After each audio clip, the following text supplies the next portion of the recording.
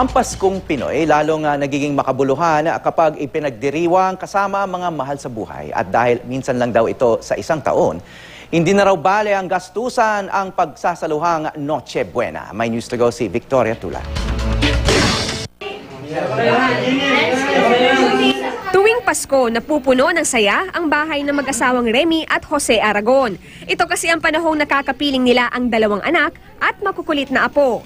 Kwento ni Nanay Remy, isa na lang ang kulang ngayong Pasko, ang panganay nilang si Ronald na nagtatrabaho sa Qatar. Malungkot naman, kaya lang talagang ganun. Ang New Year sa akin hindi masyadong mahalaga kasi papalit lang ang taon eh. Yan dapat kong handaan yung Christmas dahil birthday ni Jesus eh, di ba? Siyempre, hindi mawawala sa reunion ang pagsasaluhang Noche Buena. 2,500 pesos ang budget ni Nanay Remy. Kasya na para sa 11 tao. May manok, isda, fruit salad, maha blanca at ube.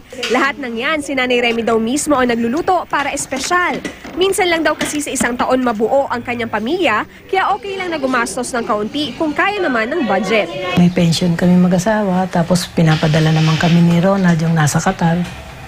Nagbibigay din si Romel, o ganun, si Asmi. Bagaman tradisyon na nga sa Pinoy ang magsalo-salo tuwing Noche Buena, hindi naman sa rami at halaga ng handa, nararamdaman ang tunay na diwa ng Pasko. Ang importante, makapiling ang mga mahal sa buhay. Victoria Tulad, GMA News.